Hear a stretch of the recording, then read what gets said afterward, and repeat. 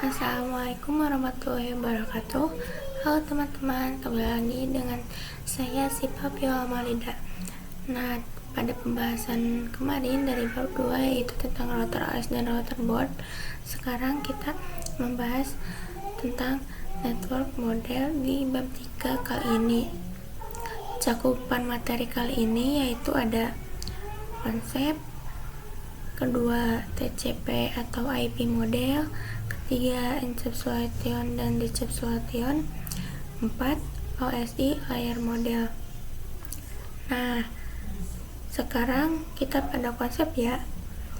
Konsepnya yaitu jaringan komputer yang mengacu pada perangkat komputasi yang saling terhubung serta dapat bertukar data dan berbagi sumber daya satu sama lain.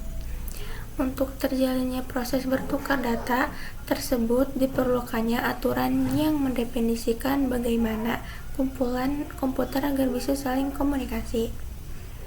Nah, aturan tersebutlah yang disebut dengan networking models. Jadi, bagaimana setiap vendor dapat saling berkomunikasi dengan open standard networking model yang tersedia. Untuk saat ini, open standard networking models yang tersedia dan terkenal ada dua, yaitu TCP/IP model dan OSI model. Before open networking model exists, each vendor treat their own networking model. Yang kedua, pada tahun 1974, IBM create system architecture networking. Other vendor also create their own networking models. After open networking model exists, each vendor was named networking model that can communicate as other. TCP/IP model. Ke-1, TCP/IP model merupakan jenis networking model yang saat ini konon digunakan.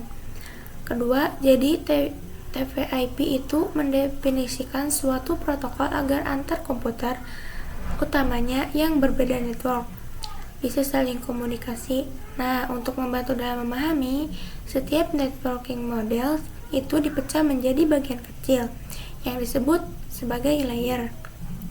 Secara dokumentasi, TCP atau IP model terdiri dari 4 layer. Namun secara umum, TCP/IP model layer mudah untuk dibagi menjadi 5 layer. TCP/IP model layer. Application layer. 1. Application layer berfungsi sebagai antarmuka dengan aplikasi, mengatur bagaimana aplikasi dapat mengakses jaringan dan kemudian membuat pesan-pesan berskala. Kedua, di antara contoh service dari application layer itu seperti HTTP, POP3, SMTP, IMAP, dan SSH. Ketiga, HTTP digunakan ketika mengakses suatu web server. TCP/IP model layer. Transport layer. 1. Fungsi dari transport layer adalah menyajikan atau memberikan service ke application layer atau transfer data. Kedua, untuk transport layer terdapat dua yang sering digunakan, yaitu TCP dan UDP. Ketiga, TCP atau IP model layer. Kedua, protokol TCP dan UDP. 1. TCP digunakan untuk IP karena support error checking. Kedua, UDP digunakan untuk video streaming, games, dan aplikasi lain yang membutuhkan kecepatan data. Ketiga, salah satu mekanisme yang disediakan oleh transport layer, khususnya pada TCP itu adalah error recovery mechanism. TCP/IP model layer. Ini lanjutannya ya teman-teman. Network layer. 1. Untuk network layer hanya terdapat satu contoh, yaitu IP. IP yaitu singkatan dari Internet Protocol. Untuk IP terdapat dua jenis IP address, yaitu IPv4 dan IPv6. Kedua, IP menyediakan dua fitur yang sangat penting, yaitu addressing dan routing, yang dimana berfungsi untuk menangani konektivitas dan pemilihan jalur ya teman-teman. Ketiga, setiap perangkat jaringan memerlukan alamat jaringan yang unik, yaitu salah satunya 1. Addressing, yaitu memberikan nama pada perangkat di jaringan komputer. Kedua, routing. Routing salah satu fitur yang disediakan pada IP di bagian network layer yang bekerja layaknya kantor pos. mencari rute tercepat untuk sampai ke tujuan. Data link dan physical layer. Data link layer mendefinisikan protokol yang dibutuhkan pada physical layer.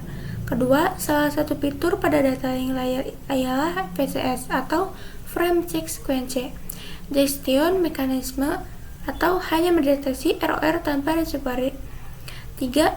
Addressing yang terdapat pada data link layer adalah MAC address. Keempat, physical layer mendefinisikan cabling pada suatu jaringan komputer atau mendefinisikan secara fisik apa yang digunakan untuk menghubungkan antar device. Encapsulation dan decapsulation. 1. Encapsulation itu proses membungkus data dengan header pada data di setiap layernya. Adapun decapsulation maka itu sebaliknya. Name of TCP atau IP messages. 1. Application layer data. 2. Transport layer data, TCP header dan segmen. Ketiga, network layer data, TCP header, IP dan IP paket. Keempat, data link layer data, TCP header, IP, di header dan data trailer frame. OSI model dan konsep. Untuk saat ini, model yang sering digunakan hanya TCP/IP karena untuk dari sisi perkembangannya, protokolnya atau modelnya TCP/IP lebih dominan dibanding OSI layer. Namun OSI layer biasa dipelajari karena mudah dipahami. Kedua, sebelum networking ada, setiap vendor membuat atau memiliki networking modelnya masing-masing. Ketiga, karena setiap vendor memiliki networking model yang berbeda, maka komunikasi antar vendor sulit dilakukan.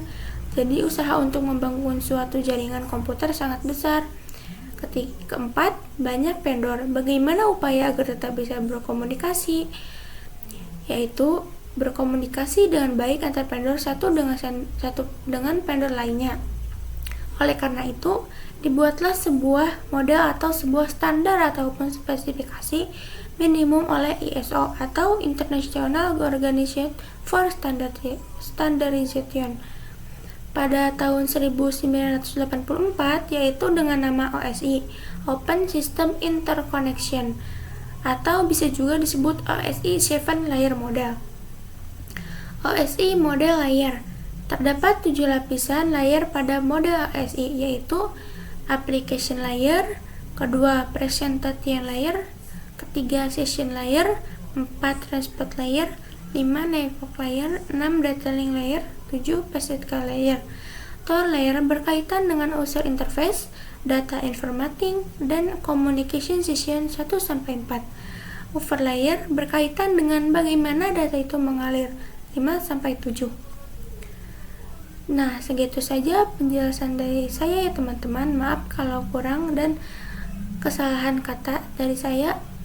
Jangan lupa like dan subscribe ya teman-teman. Wassalamualaikum warahmatullahi wabarakatuh. Dadah.